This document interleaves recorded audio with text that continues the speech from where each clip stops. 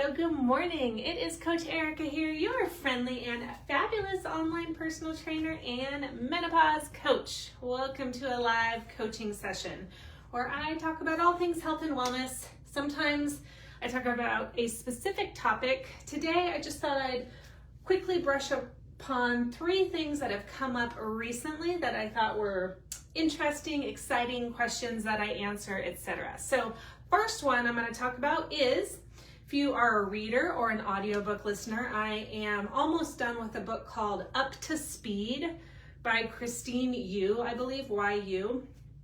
It's all about the history of women in athletics, women in sport, women in movement. Super interesting, somewhat frustrating book when you learn and revisit the history of women's sports.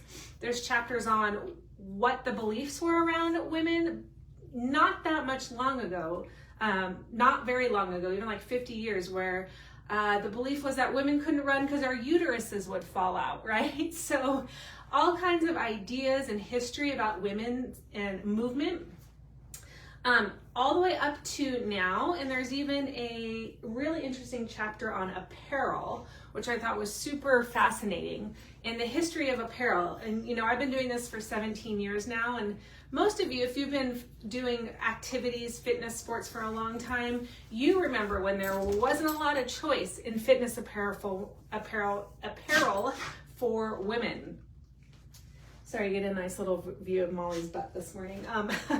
So they used to call it shrink it and pink it. So when women started getting active, then they would just, companies, manufacturers would just take men's clothes, not redesign them at all, just make them smaller, make them quote unquote female colors, and start selling them. And that's how it started.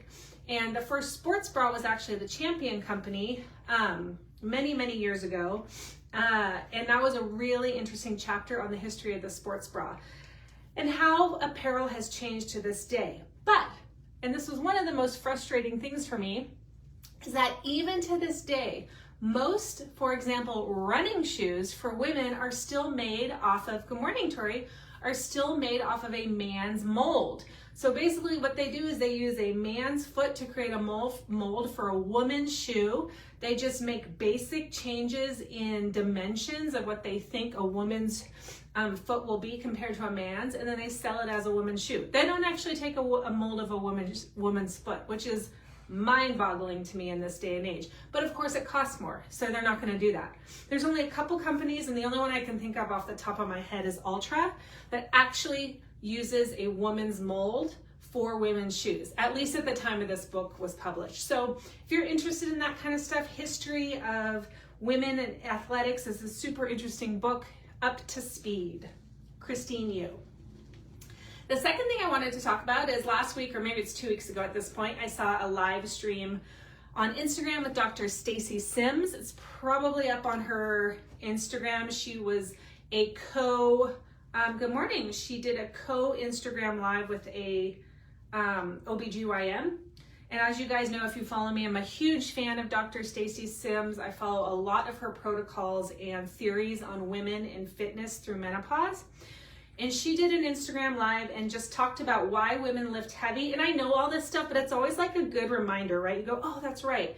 And what I wanted to talk about that was a main takeaway for me is that the reason why we lift heavy in perimenopause and menopause is because during that time our estrogen is decreasing. And when you hit menopause, your estrogen is the lowest that it's ever been in your life.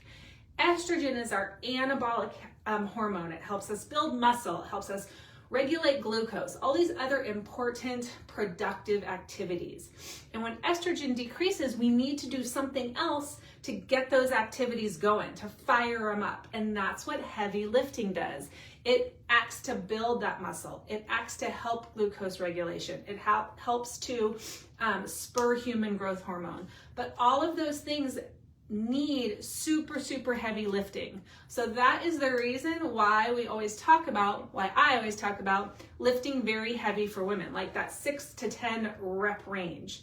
It is to get those same results that estrogen used to help you do, but you no longer have that help. So you have to kind of trick your body by using the heavy weights. That was the second little point I wanted to talk about. Then the third thing I got was actually a question on Instagram from a runner. I talk a lot about protein and eating protein after you lift weights. Super important for helping to rebuild and repair the muscle and build new muscle. And so her question was, do I need to be eating protein after my long runs? Is it as important as after weight training? And my answer is yes, for 2 reasons. Number one, most women struggle with getting enough protein anyway. So anytime you're eating, I suggest that you add protein. Remember, I recommend about 1 gram per pound of body weight or target body weight as a guide.